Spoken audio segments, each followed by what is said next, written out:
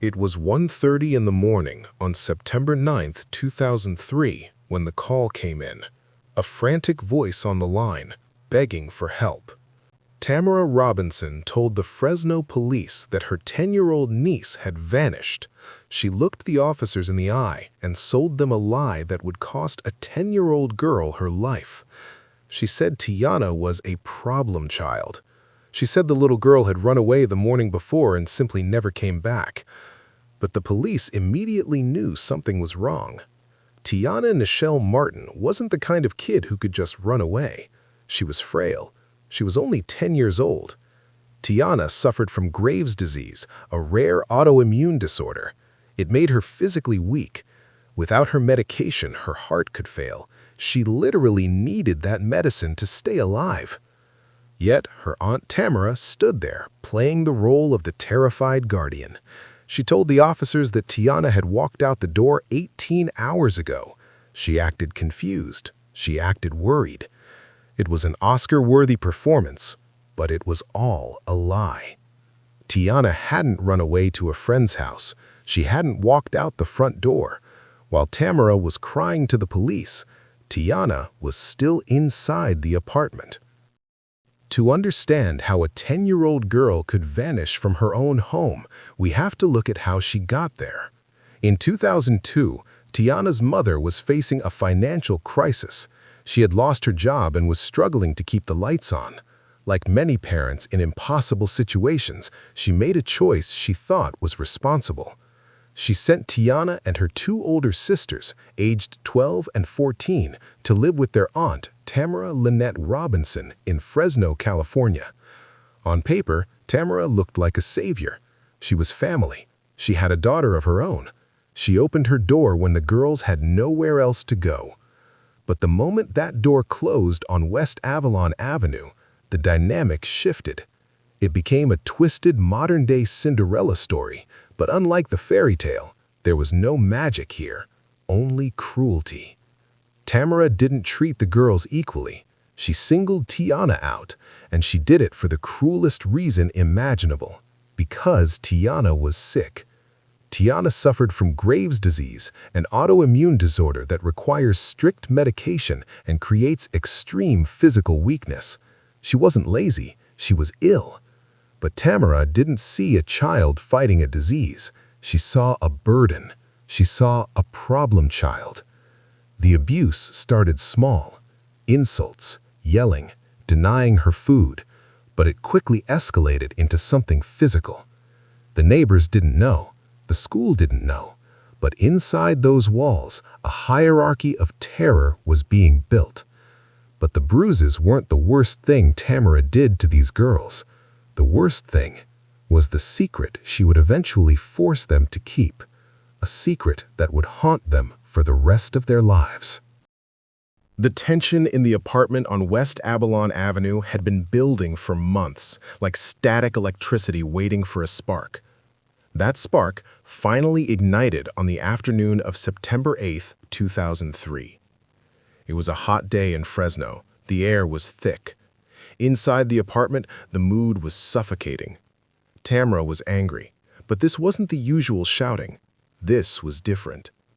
She turned her focus on Tiana, and in an instant, the home stopped being a sanctuary and became a torture chamber. It began with a punishment. Tamara accused Tiana of not doing her exercises correctly.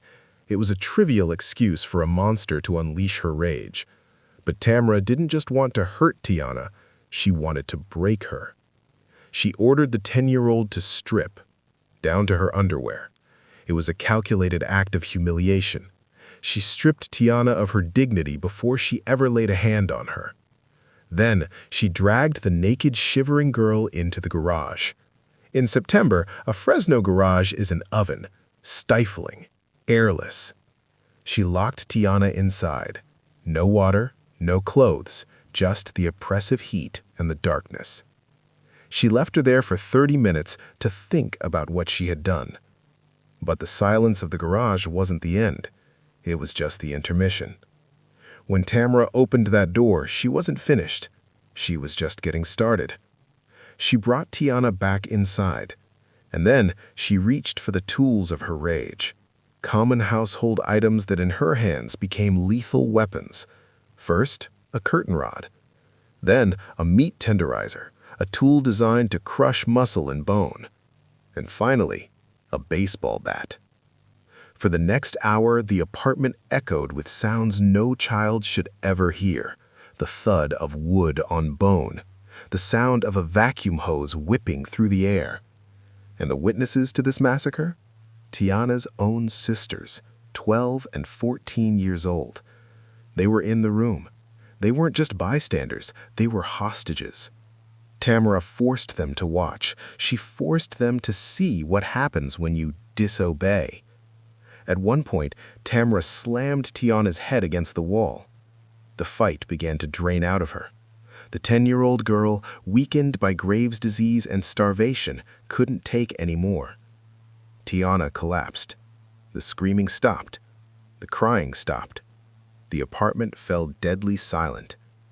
And for the first time that day, Tiana was at peace.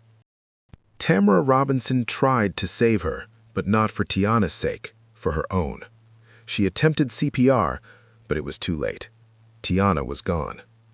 In that moment, Tamara had a choice. She could have called 911. She could have admitted that her punishment had gone too far. Instead, she chose self-preservation. And she dragged her nieces into the conspiracy. She forced the 12 and 14-year-old sisters to dress Tiana's lifeless body. She made them help her slide their little sister into a sleeping bag. And then, nothing happened. Tamara didn't panic and run. She didn't leave town. She simply left the body there. For one full week, Tiana's body remained inside the apartment. Tamara used bleach to mask the scent. And this is where the horror becomes psychological. Imagine being 12 years old, eating your breakfast, watching cartoons, while the smell of bleach and death fills the room. Every time a neighbor knocked, the girls froze, terrified, not just of their aunt, but that someone would smell the secret. They were prisoners of that scent. They slept, ate, and breathed in the evidence of the crime. Finally, under the cover of darkness, Tamara decided it was time. She didn't give Tiana a burial. She didn't take her to a forest. She wrapped the sleeping bag in plastic trash bags. She carried Tiana to the apartment complex dumpster and threw her in. The next morning, the garbage truck came. It emptied the bin.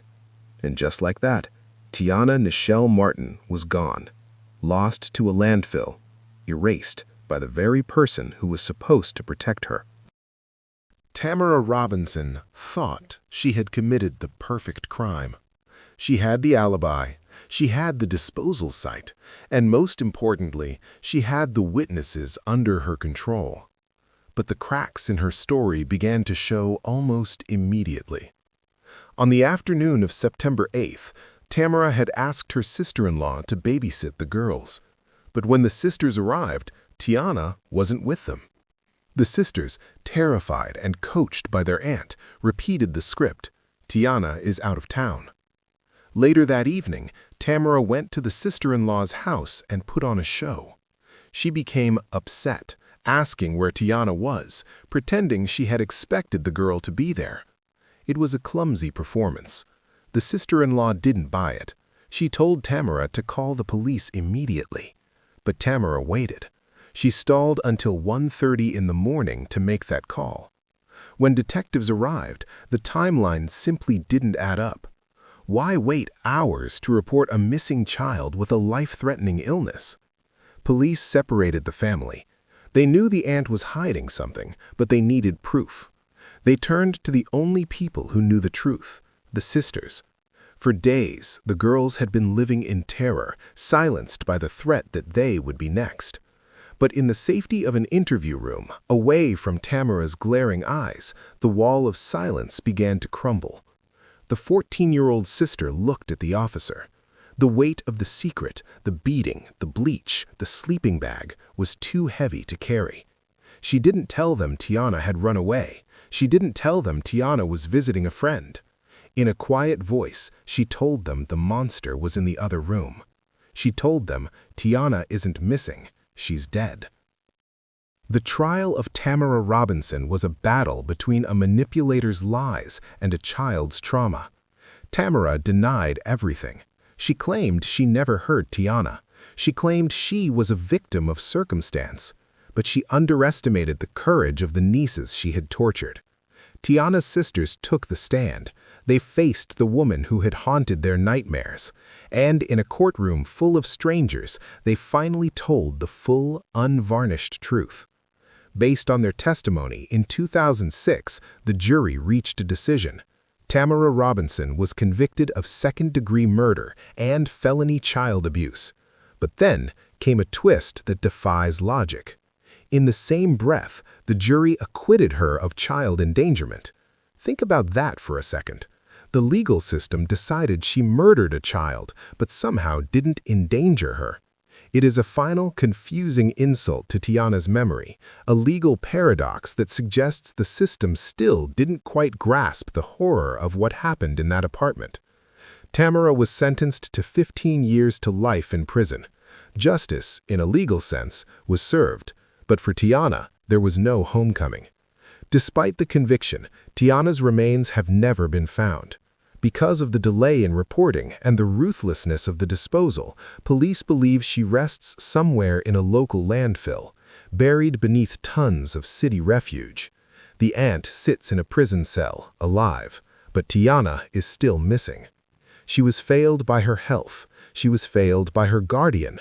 She was failed by a system that let a predator hide behind a mask of benevolence. But she was not forgotten. Her sisters, who were forced into silence, found their voices. They refused to let Tiana be just another secret buried in the trash. This story is a reminder that monsters don't always look like monsters. Sometimes they look like family. Rest in peace, Tiana.